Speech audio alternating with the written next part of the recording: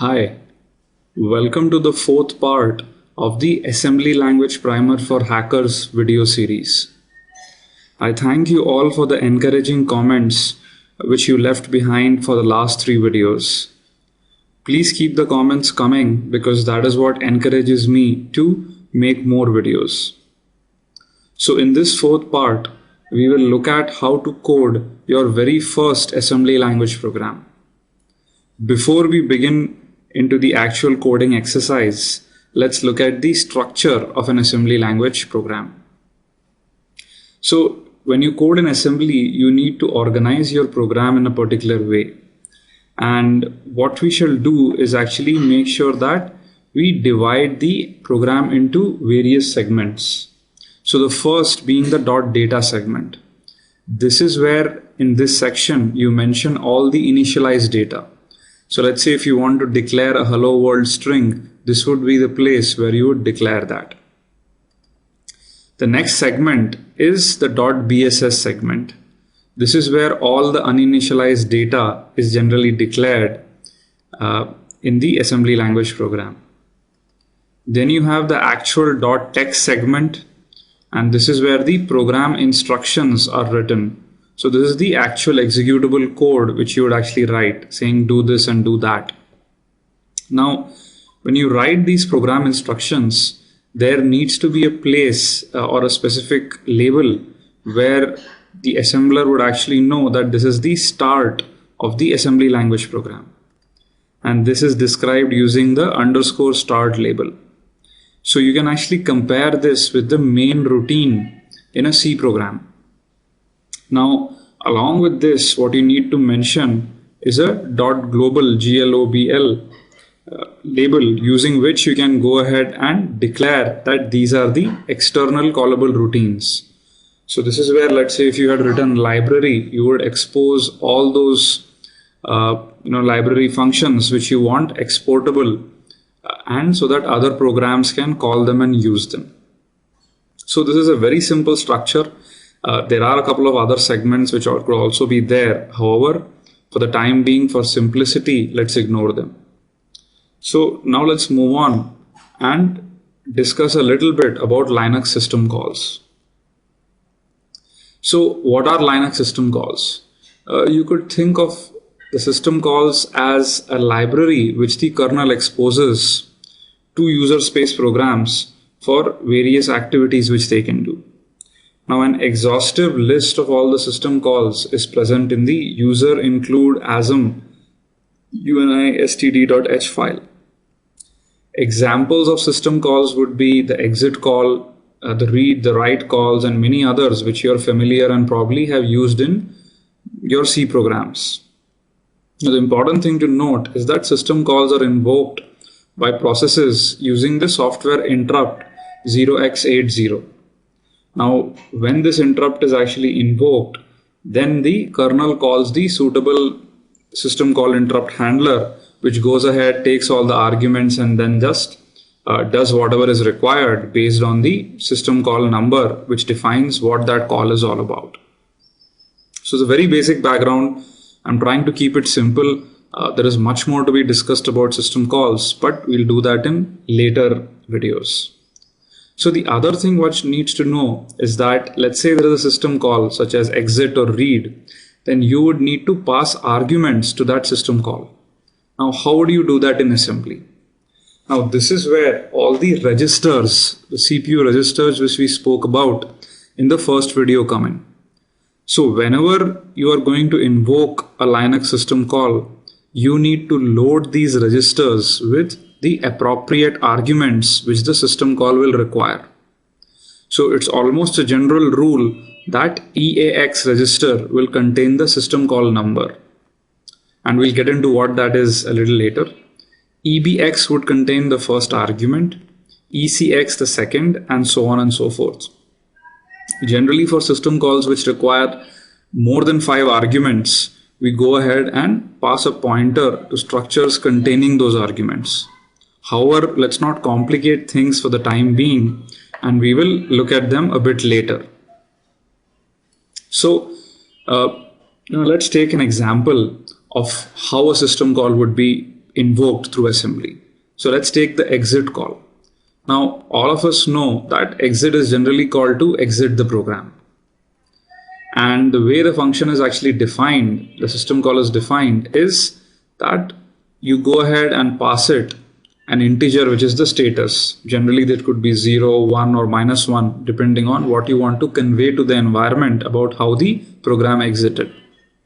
Now in order to translate this into assembly, there are a couple of steps which we need to follow. The first, what we need to do is find the syscall for exit, syscall number, and that is 1. In the next couple of minutes I'll show you how I found out that the system call number for exit is 1, but let's keep it as is for the time being. So as we remember from the previous slide, is that the syscall number needs to be loaded into the EAX register. Now how do we do that?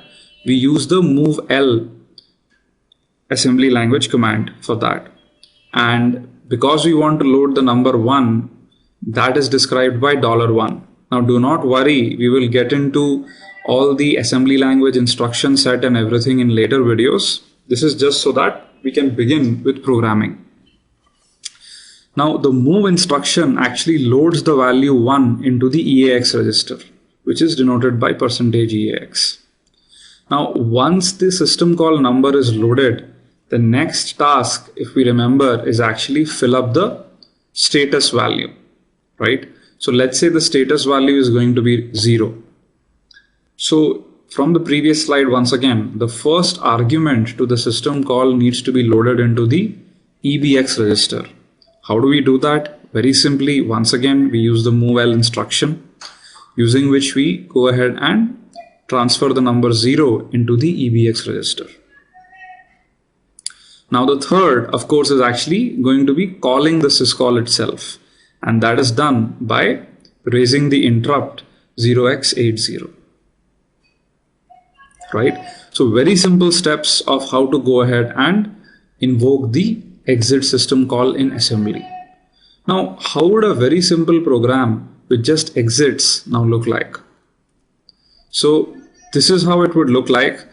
We do not require the .data segment, nor do we require the .bss segment, because there is no data which you're going to use.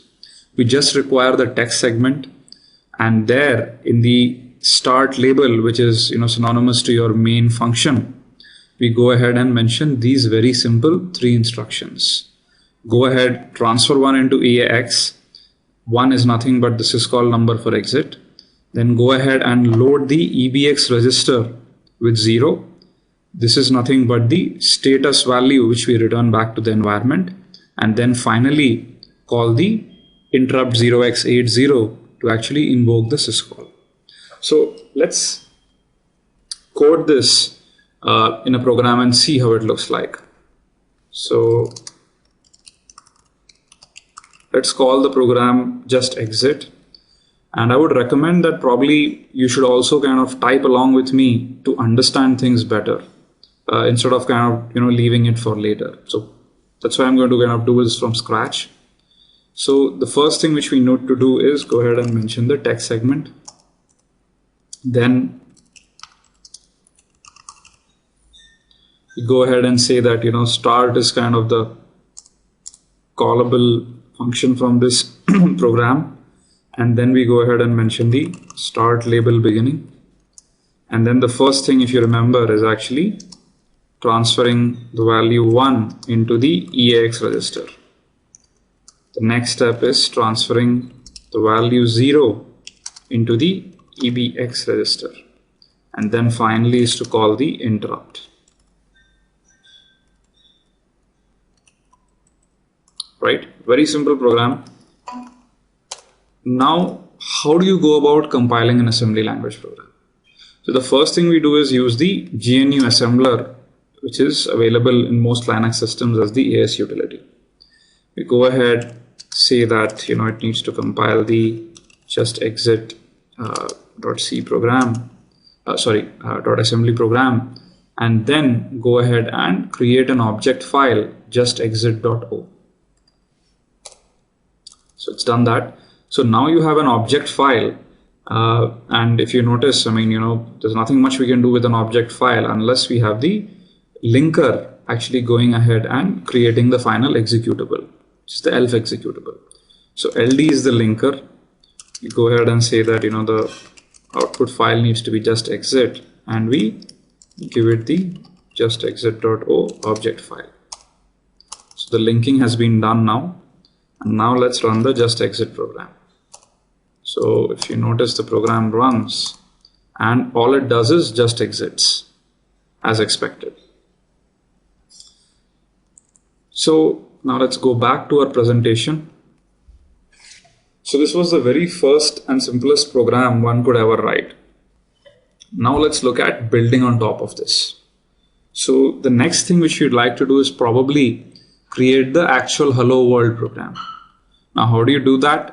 Well, you need to go ahead and figure out which syscall can be used for actually printing something on the screen. So let's look at what would be the different steps. Now, logically, if you kind of compare it with a C program, what you would need to do is probably call the write syscall in order to print the hello world message. Now, don't confuse, let's say, why couldn't we use printf? Printf is part of the C library, libc. We will look at how to go ahead and call various libc library functions in a separate video. Right now, we are just concentrating on the system calls which are available via the kernel. So we go ahead and use the write syscall, and then of course we'll have to use the exit syscall to gracefully exit the program. Right? So how do you go about doing this? Now, the first thing one needs to understand is the write syscall description. Now, this is how it is actually defined, where it actually requires 3 arguments. First is the file descriptor into which it needs to write. The second is the buffer where the actual data to be written is stored. And then finally is the number of bytes which need to be written from the beginning of this buffer, right? So once again, what does one need to do for the syscall? The first thing is to go ahead and figure out the syscall number for write, and which is 4. Actually, let me kind of quickly go back and show you how you can find those numbers out. So as in the presentation, if you remember, user include asm unisted.h contains all the syscall numbers. So if you notice, the syscall number for exit was 1 as we had used in the previous demo, and now the syscall for write is actually 4. Okay, and you can find the syscall number for every other system call using this file. Okay, so we need to store 4 inside EAX register. Then we need to store the descriptor, which is going to be kind of the handle which it will actually use to go ahead and print the actually write the appropriate message. And what we'll do is, what we want is that we don't want to write into a file, we very simply want to write into std out. Now if one remembers basic Linux, then std in is file descriptor 0, std out is file descriptor 1, and std error is 2. So if you want to write to std out, then the file descriptor needs to be 1. And this is what we are going to store into the EBX register. The third is actually a pointer to the memory location which is going to contain our hello world string. And this pointer needs to be in the ECX register. And then finally is the count or the string length of the hello world message which needs to be stored in the EDX register. And this is exactly what we've spoken of previously. EAX, once again system call, EBX first argument, ECX second argument, EDX third argument, and so on and so forth. Once all these registers have been loaded, in this case write just has 3 arguments, so all we will require is still EDX. We go ahead and call the interrupt 0x80 command. So now let's go ahead, look at a hello world program demonstration.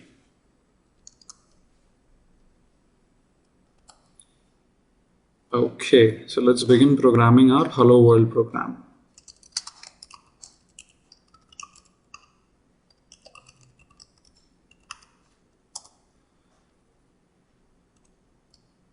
So hash actually allows you to make comments in an assembly language program.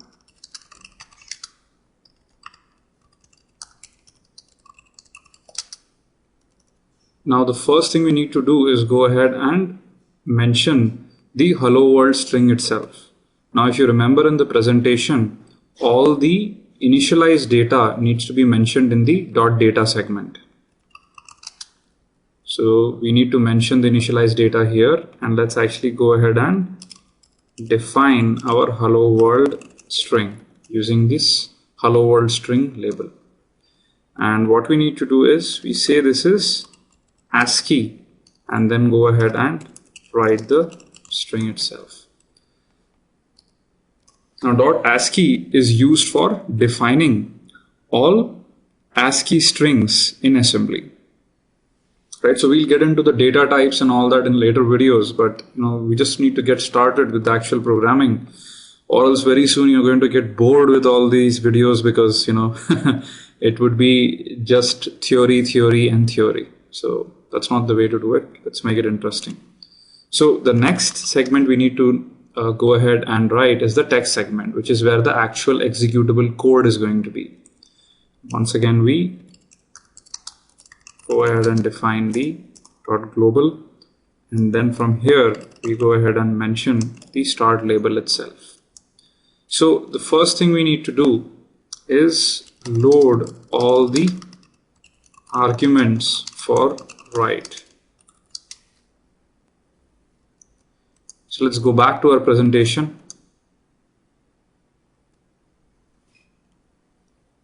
And if you notice, the first thing we need to note is the syscall number into EAX, right? And that is the value 4.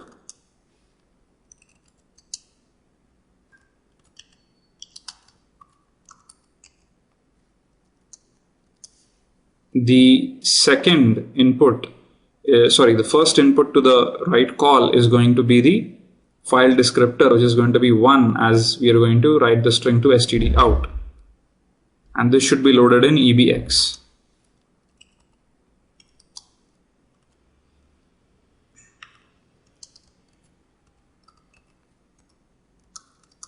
The second argument to write is a pointer to the buffer where the string is located. Now the way to actually point to get a pointer to the hello world string is just by going and mentioning the $sign and then the label. This needs to be moved into ECX. Finally, into EDX we need to move the string length. So this would be 5 for hello, 5 for world, and a space in between, which is 11.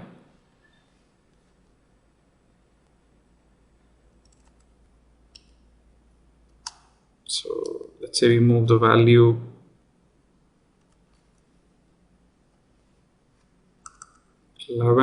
into EDX. Right?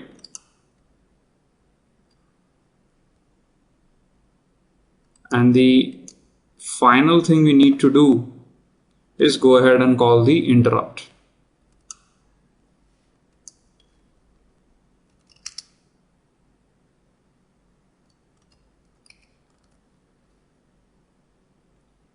Right, so this is going to write the hello world string onto std out. Then finally we need to exit the program. Right, for this we'll use the exit syscall. And from the past example, if you're going to go back to the presentation, very simply this is how you exit. That is, load the value 1 into EAX, which is the syscall number for exit.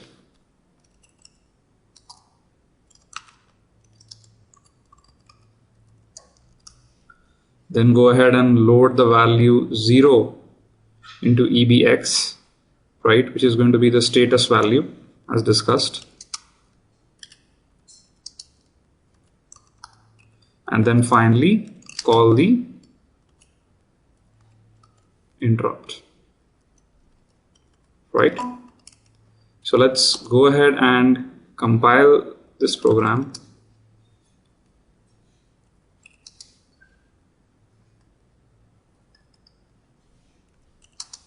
on the object file.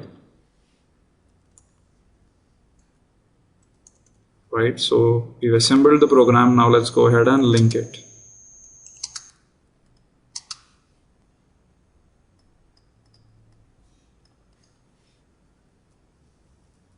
Now let's actually run the program itself.